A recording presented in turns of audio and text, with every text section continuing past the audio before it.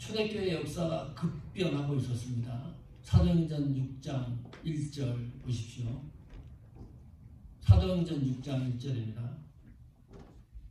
같이 읽습니다. 그때 제자가 더 많아졌는데 헬라파 유대인들이 자기의 아버들이 그 매일 구제에 빠짐으로 히브리파 사람을 원망하는데, 여기 보면 그때의 그 시대적 상황을 예고하고 있습니다. 예수님이 승천하고 난 이후에 오순절날 성령의 강력한 임재가 있었습니다. 그 현장에 있었던 사람들, 하나님의 은혜를 풍성히 받았던 사람들이 주도하에 초대교회 역사가 새롭게 시작이 됩니다. 자기 재산을 팔아요. 부동산을 팔아서 가난한 사람들에게 나눠줬습니다. 매일 성전에 모여서 기도하고 사도들이 증거하는 말씀을 들었습니다.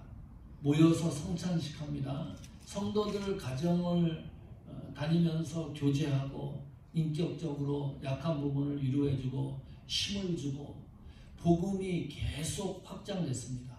베드로가 한번 설교하면 3,000명이 회심하는 역사가 일어났습니다. 사도행전 2장입니다. 사도행전 4장으로 가보니까요, 복음을 듣고 남자만 5,000명입니다.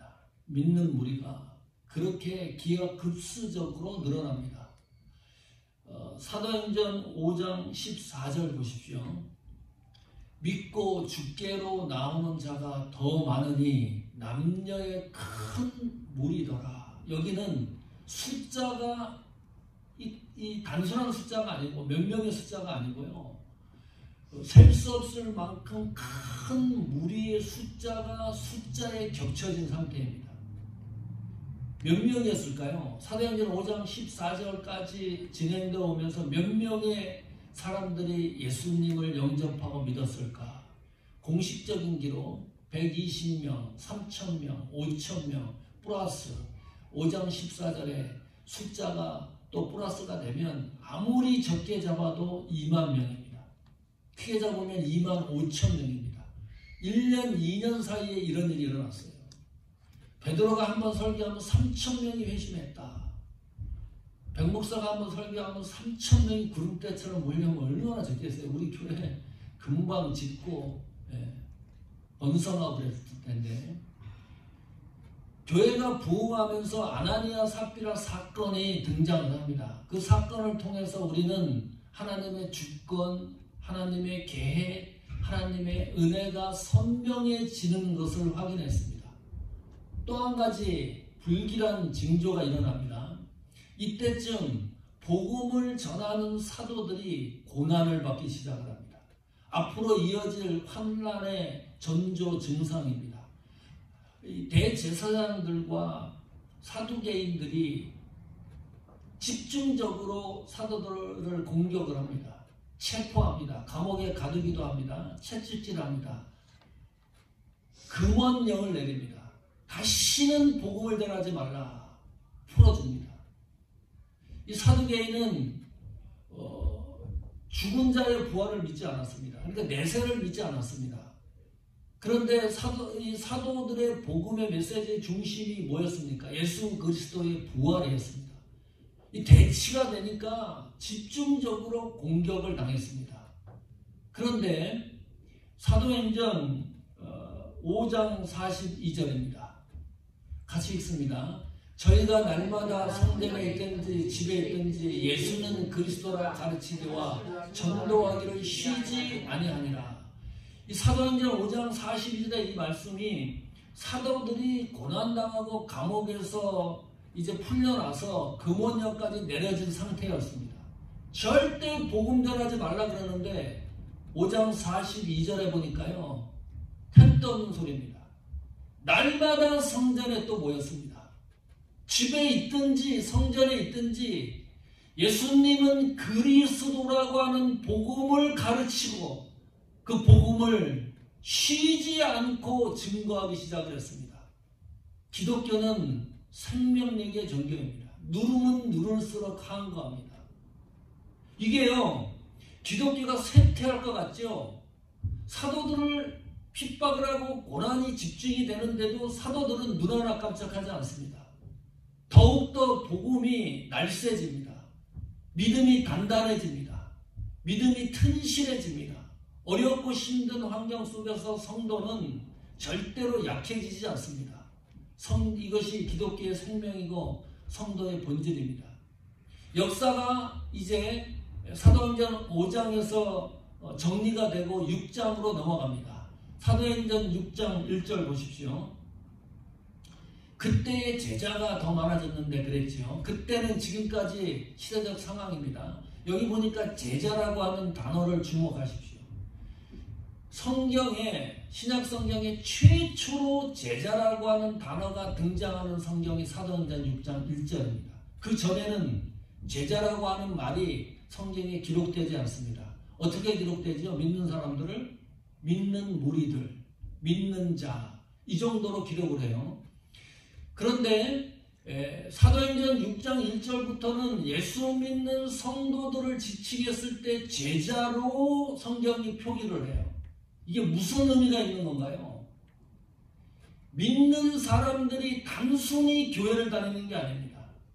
단순히 복음을 믿어서 단순히 믿음 신앙생활을 하는 게 아닙니다. 여기 제자라고 하는 말은 예수님을 위하여 생명까지 던지는 단계까지 올라왔다. 그것을 예시하는 겁니다. 신앙이 완전히 튼실해지고 단단해지고 강해졌다는 것을 의미합니다. 이 제자. 그런데 문제가 생겼죠. 어떤 문제입니까? 구제하는 이 문제가 이것이 평등하지 않아가지고 복잡해졌습니다. 이 구제는 이 초대 기독교회의 중심 사역이었습니다. 이 중심 사역이 흔들렸습니다. 왜냐하면 이 그룹 안에 헬라파 유대인이 있고 히브리파 유대인 그룹이 형성이 되어 있었습니다.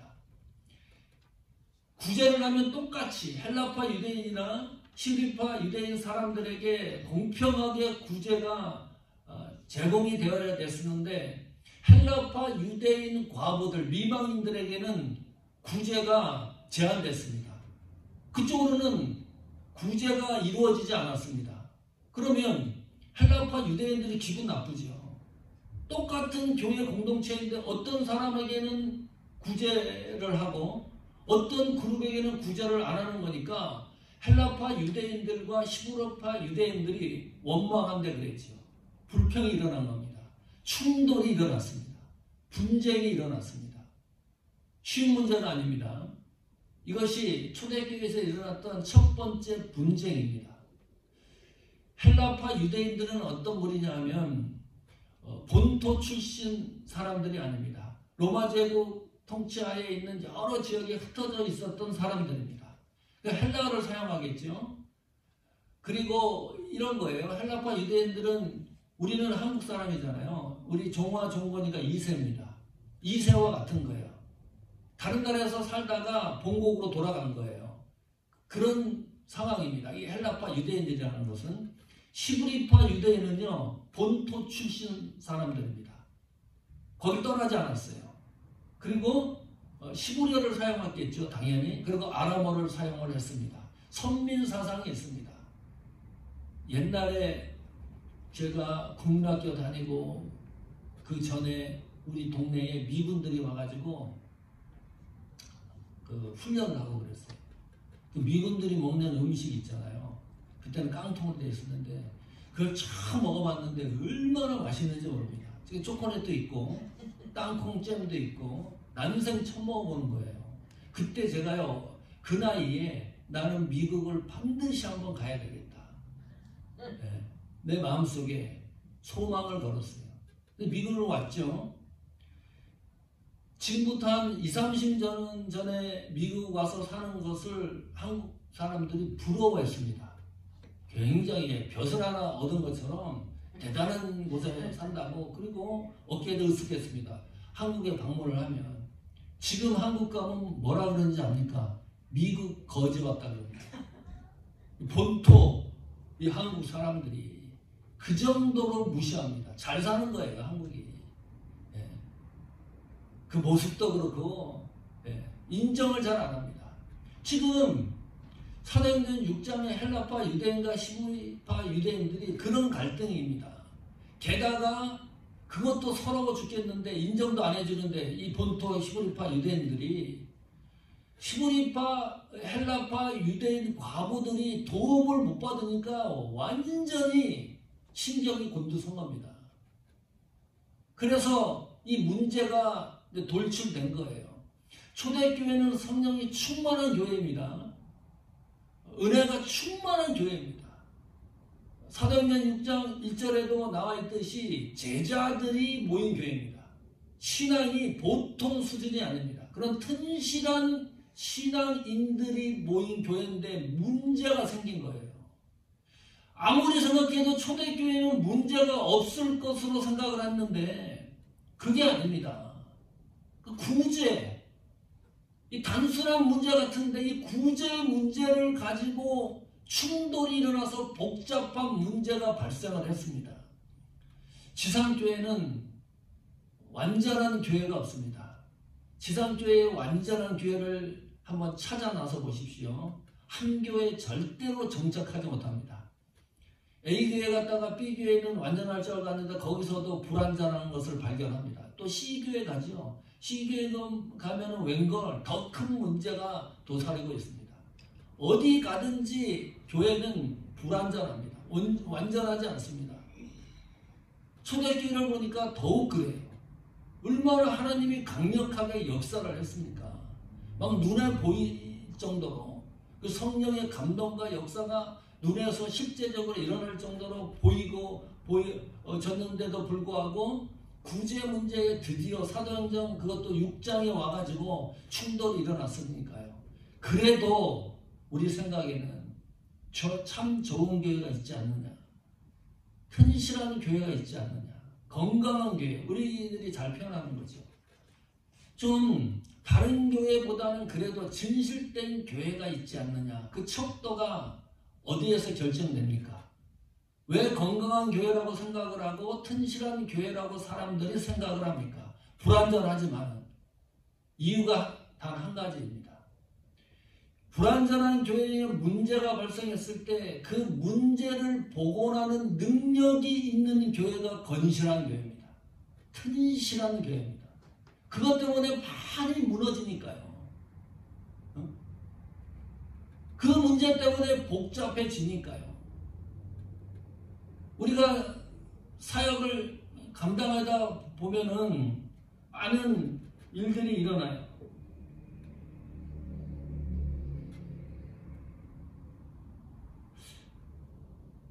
힘들기도 하고 어렵기도 한데 오늘 말씀을 잘 상고하면서 그 문제를 쫓아가 보도록 하겠습니다.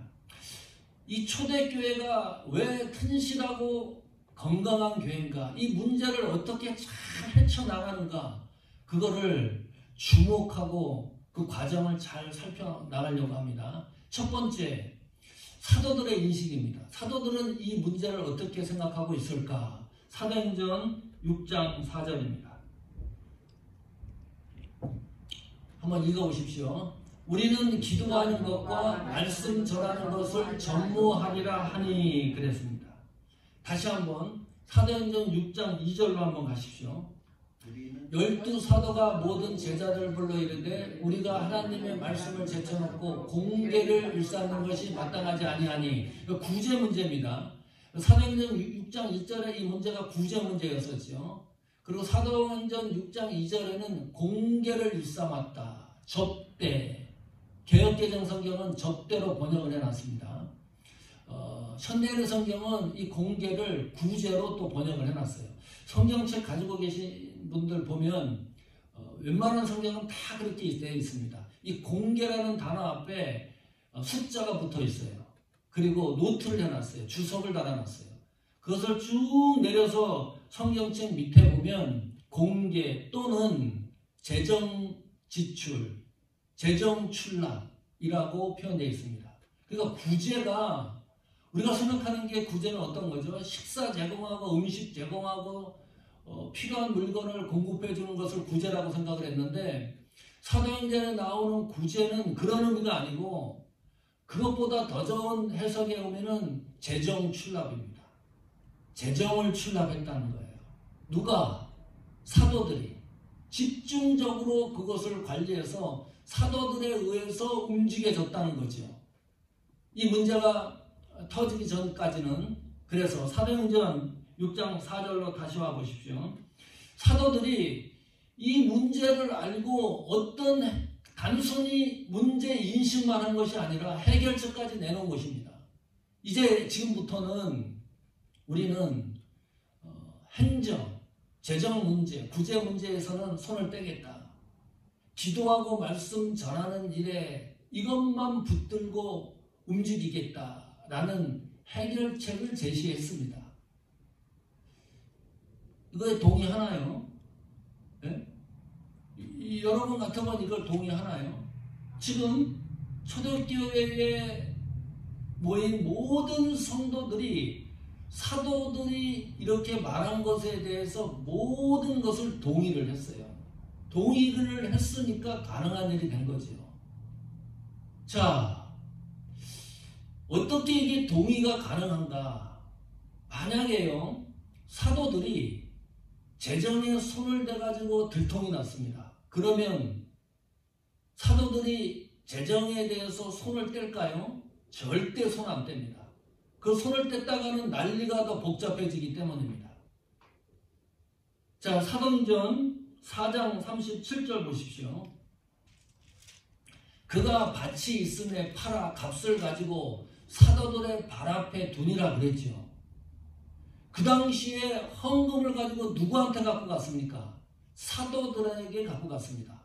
그 사도들이 그 헌금을 받는 거예요. 그냥 뭐 100불, 200불을 갖다가 사람들이 헌금한 게 아니고, 여기서 그는 바나바입니다. 바나바 같은 경우는 밭을 팔아가지고 그 판 대금을 몽땅 사도들에게 준 거예요. 이거 선한 사역에 사용을 하라고. 그러면 사도들이 돈을 집행하고 재정을 출납했다는 거잖아요.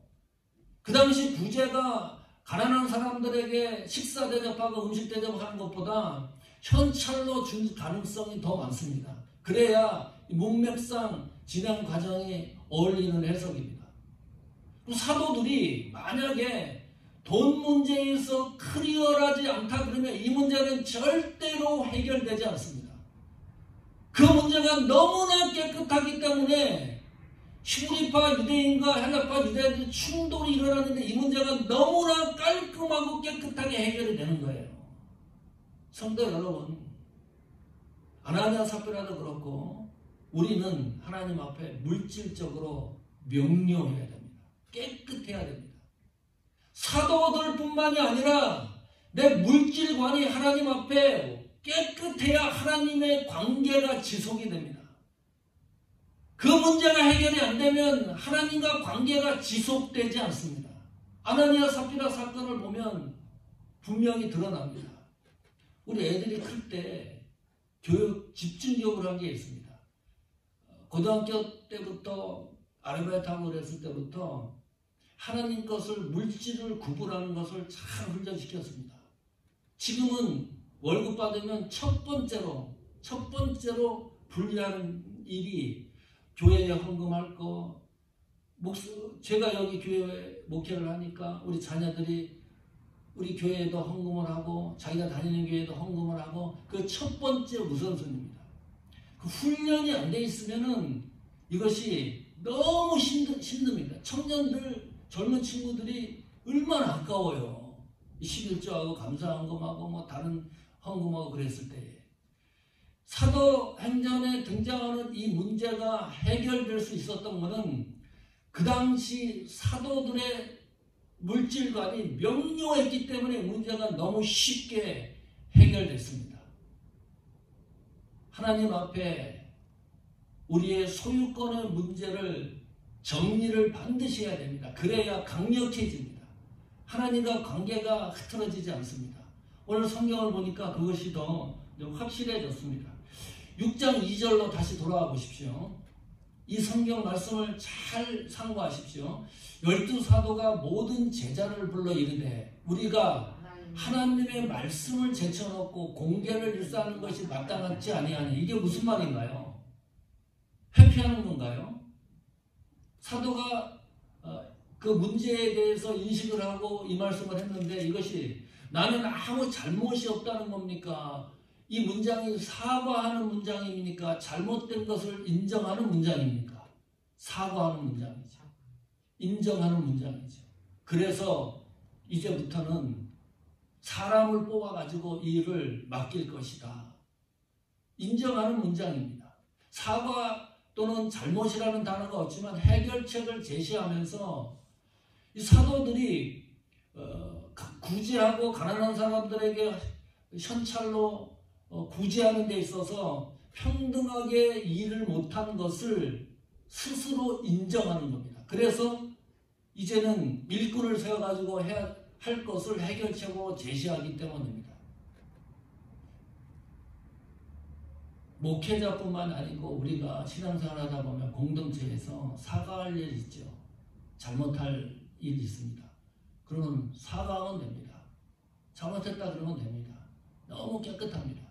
문제가 뭐 사과하고 부족하다는 걸 인정했는데 거기에 대항할 사람이 어디 있습니까? 그런데 이런 경우도 있습니다. 내가 일도 잘못한 게 없어요. 아무리 밤새도록 연구를 해도 사과할 일도 없고 잘못할 일도 없고 하나님 앞에도 너무 당당해요. 근데 상대방은 나에게 사과를 요구합니다. 어떻게 해야 됩니까? 그럴 경우는 어떻게 해야 돼요? 네? 나는 잘못한 게 없는데 사과를 요구하고 감정적으로 대항을 하고 그러면 어떻게 해야 됩니까? 방법을 알려드립니다. 앞으로 이렇게 하시라고. 네. 사과하는 겁니다. 1000번 사과해도 괜찮아요. 100번 사과해도 괜찮습니다. 기준이 있습니다. 어떤 상황 때문에 그 상황이 이 성도가 실족한다면 충분히 사과할 수 있죠. 우리 교회를 만약에 그래서 떠난다든지 예를 들면 다른 교회 다니면 괜찮은데 그 어떤 상황 때문에요 완전히 예수님과 등을 진다 그러면 10번, 100번이라도 사과할 수 있죠. 그러지 않습니까? 이게 하나의 방법입니다. 왜냐하면 공의의 하나님을 우리는 믿기 때문입니다. 억울한 일을 당하고 답답한 일을 당하고 그랬을 때 먼저 생각해야 될 것은 나는 공의의 하나님을 믿는다. 무슨 말입니까? 나는 사과할 일, 잘못할 일이 없는데 사과를 하는 이유는 공의의 하나님을 믿는다는 이유입니다. 그것이 단 한 가지 이유입니다. 왜냐하면 공의의 하나님이 의롭게 그 문제를 반드시 해결합니다. 급히 해결하는 경우도 있고요. 10년, 20년 지난 다음에 해결하는 경우도 있어요. 그 사람들이 자기 발로 찾아와요. 그때 내가 잘못했다. 이게 신앙의 강력한 무기입니다. 지금 사도들이 그 심정을 갖고 이 얘기를 하는 겁니다. 우리는 공의의 하나님을 믿기 때문에 내가 부족한 부분을 사도들이 회피하는 것이 아니라 정말 잘못했다 이 문제. 왜 한쪽으로 구제헌금이 쏠렸습니까? 그래서 모든 것을 내려놓고 일꾼을 세워서 하고 우리는 복음 전하고 기도하는데 애를 쓰겠다. 답답한 일을 당하면 꼭 그렇게 하십시오. 나랑 관계가 없지만 그 사람이 예수님과 믿음에서 실족할 가능성이 있으면 그냥 보듬어 안으십시오. 사과하십시오. 사과가 아니더라도 그러면 반드시 하나님이 그 문제를 해결합니다. 그래서 이제 7 일꾼을 세워요. 초대교회 이것을 7 집사라고 얘기를 하는데 잘못된 정보입니다. 사도행전 6장 읽어보셨지만 알겠지만 집사라고 하는 명칭이 없습니다. 그냥 평신도 7명을 뽑은 거예요. 이 평신도 7명이 초대교회의 문제를 해결합니다. 집사님을 뽑은 것도 아니고 장로님을 뽑은 것도 아닙니다. 대단하지요? 사도행전 6장 3절입니다. 같이 읽습니다. 사도행전 6장 3절 같이 읽습니다. 형제들아 너희 가운데서 성령과 지혜가 충만하여 칭찬 듣는 사람 7을 택하라. 우리가 이 일을 저에게 맡기고. 자, 평신도를 뽑는데 조건이 3가지를 걸어놨습니다. 첫 번째, 어떤 사람을 뽑느냐? 성령이 충만한 사람을 뽑습니다. 성령 충만이 어떤 의미입니까? 가득한 상태, 그 정도가 아닙니다. 성령 충만은 흘러 넘치는 상황을 말합니다. 그리고 성령 충만이라는 이 단어는 항시 현재형으로 쓰입니다. 우리가 예수님 자녀면 하나님은 우리에게 성령 충만을 주시는 거예요. 언제? 현재. 그 성령 충만하신 것을, 성령 충만한 것을 하나님께서 하나님 자녀에게는 현재 주시는 선물입니다. 과거가 아니고 미래도 아닙니다. 그래서 성령 충만은 항상 현재형으로 성경이 기록을 합니다. 자, 성령 충만하면 어떤 생각이 떠오르나요? 어떤 것이 성령 충만한 겁니까? 간혹 오해를 합니다. 성령 충만하면 방언을 하고 병을 고치고 기적이 일어나고 귀신을 쫓아내고 하늘을 갔다 오고 천국을 갔다 오고 지옥을 갔다 오고 그런 신비적인 일만 성령 충만이라고 잘못 생각하는 오류가 있습니다. 그런 일도 일어날 수도 있겠지만은 본질적으로 성경이 말하는 성령 충만이라고 하는 의미는 성령이 나에게 역사를 해요. 성령이 나에게 감동을 줍니다. 성령 하나님이 나를 인도하시는 것에 대하여 내가 민감하게 반응하는 행위가 성령 충만입니다. 자, 그러면 성령이 나를 인도한다는 사실을 24시간 살아가면서 순간순간마다 여러분 느낍니까? 아니면 느끼지 못합니까? 이 성령이 나를 인도한다는 이 사실은요, 너무나 세밀한 겁니다.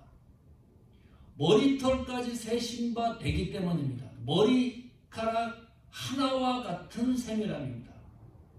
우리가 샤워하잖아요. 그 머리카락 몇 개 빠진지 기억하십니까? 한두 개 빠진 거 기억도 안 나고요. 그게 언제 빠졌는지도 모르고 지나갈 때가 너무 많습니다. 그러나 아침에 일어나서 머리카락을 한 웅큼이 빠져요. 금방 눈치챕니다. 성령이 머리카락 한 웅큼처럼 우리를 인도하는 경우가 거의 없습니다. 그러면 다 알지요. 금방 눈치채지요. 성령 하나님이 나를 감동하고 인도한다는 것을 금방금방 눈치채는데 성령이 나에게 인도한다는 이 성령 충만이라는 것을 내가 민감하게 반응하는 때에는요, 머리카락 하나 빠지는 것처럼 성령이 나에게 세밀하게 인도하기 때문에 내가 깨어있지 않으면 성령님이 나를 인도하는 것을 수없이 잃어버립니다. 놓칩니다. 100% 놓칩니다. 그래서 성령이 깨어있으라는 거예요. 하나님과 동행하고 하나님과 간섭하고 하나님과 같이 관계가 형성이 안 되면 성령이 나를 인도하는 것을 일평생 한 번도 경험 못하고 하나님 나라 갈 수도 있습니다. 순간마다 세밀하게. 왜요? 성령 충만이 흘러 넘치는 거예요. 흘러 넘치는데 너무 세밀하게 우리를 인도하기 때문에 그것을 발견을 잘 못하는 거예요. 제가 목사 안수 받은 지가 28년 됐어요. 주일날 여러분, 제가 이제 도사가 됐습니다. 일주일 동안 하나님과 잘 동행을 했는지, 그리고 성령이 인도하는 대로 그 길 따라 잘 살았는지, 주일날 악수하면서 인사하고 예배드리는 모습만 보면 눈에 다 보입니다.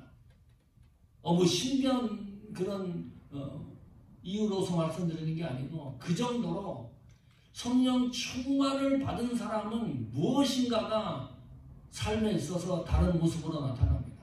이런 거예요. 성령 충만은 민감한 반응의 행위라고 그랬잖아요. 그 행위로 나타나는 것이 순종입니다. 성령 충만한 사람들은 대체적으로 순종을 잘합니다. 누구한테? 하나님 앞에, 교회 앞에, 말씀 앞에. 체크를 해보면 금방 알 수 있습니다. 성령 충만, 성령의 인도를 순종이라고 했을 때 그 방법이 사역적인 면에서 순종을 하다 보면 어떤 일이 많이 일어나냐 하면 내가 손해를 볼 때가 많습니다. 거의 그렇습니다.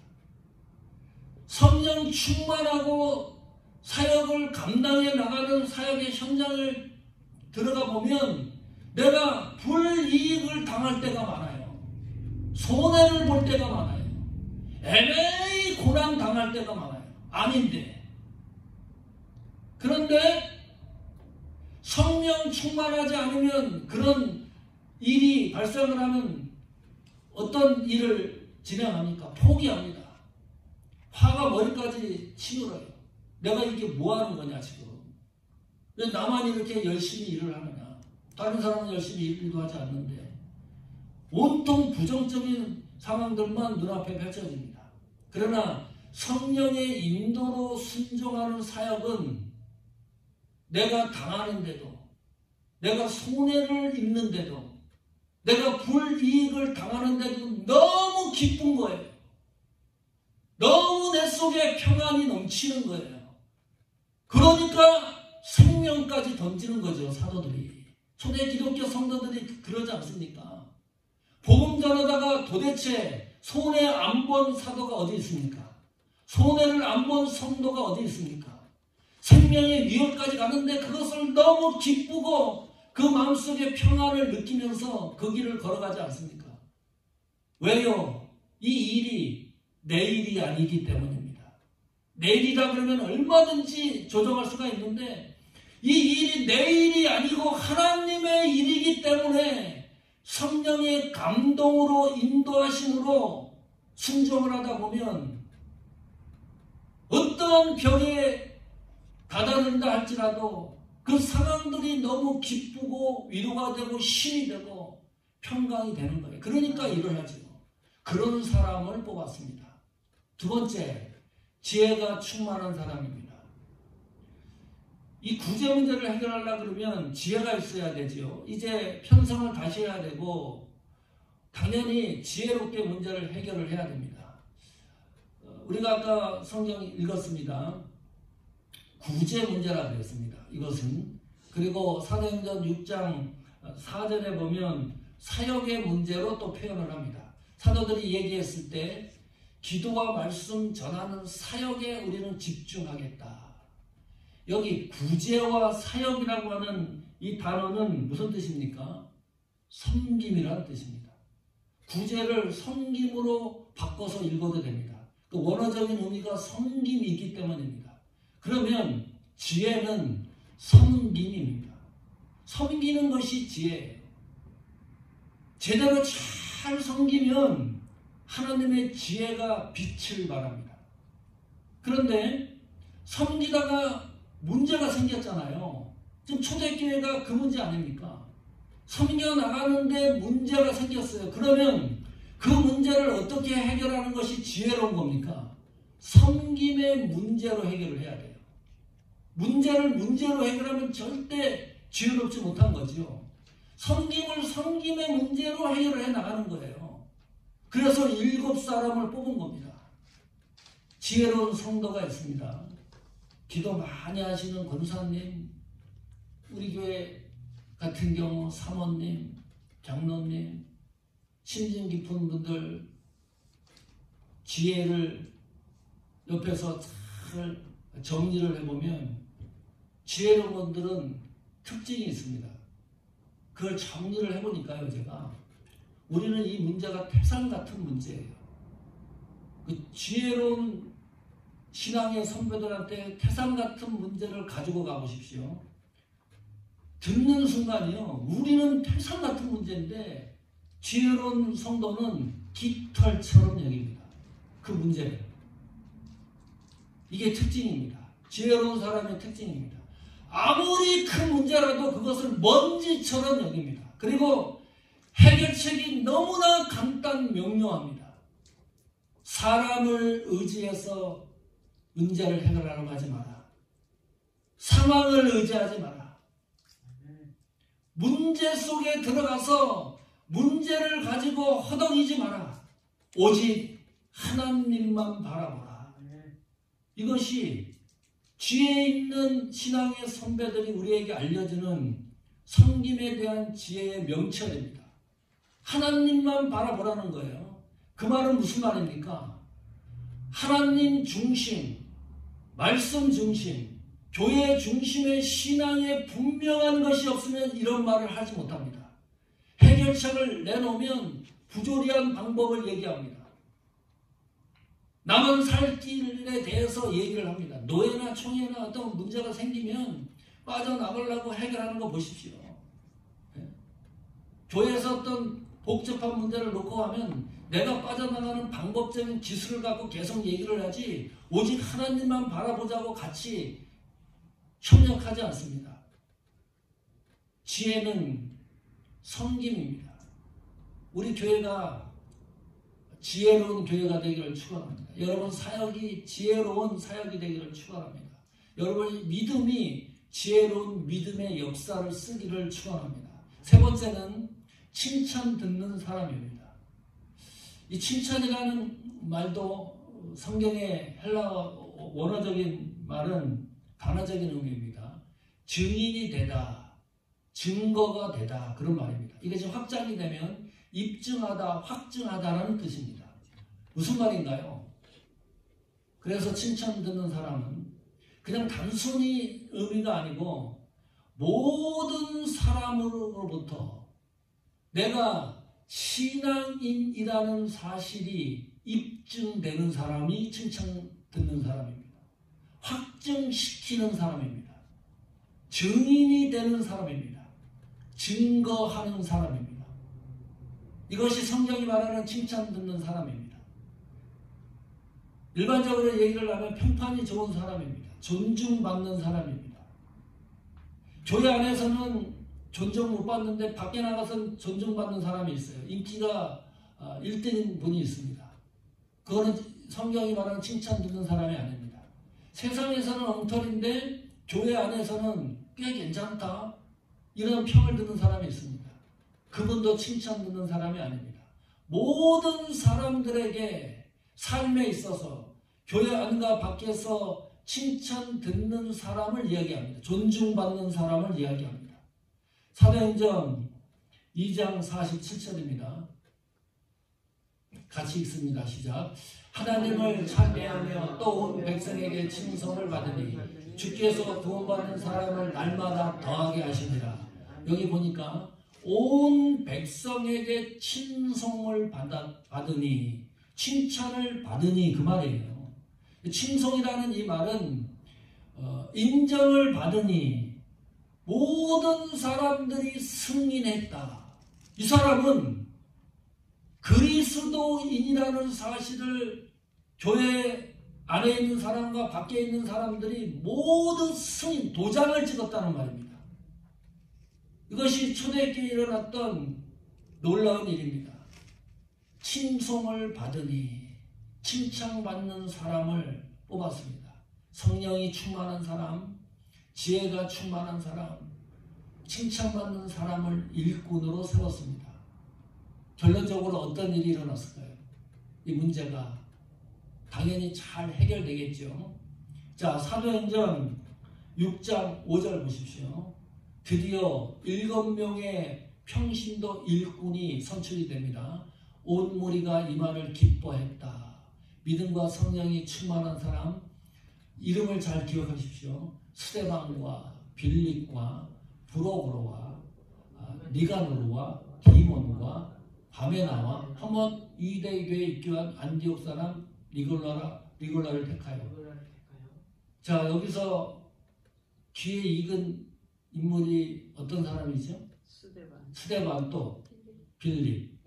자, 브로고로 들어보셨나요? 여기서 처음 듣는 이름이죠. 니가노르 들어봤습니까? 디몬 처음 듣죠? 바메나 아이고 발음하기도 어렵죠? 니골라 계시록이라는 니골라당이라고도 해석을 하는데 그러나 성경이 정확하게 언급해놓고 있지 않습니다. 스데반과 빌립 이 두 사람은 사역을 성경에 기록을 해놨기 때문에 우리가 인지를 합니다. 그리고 7명은 오직 여기만 등장, 5명은 여기만 등장하는 이름입니다.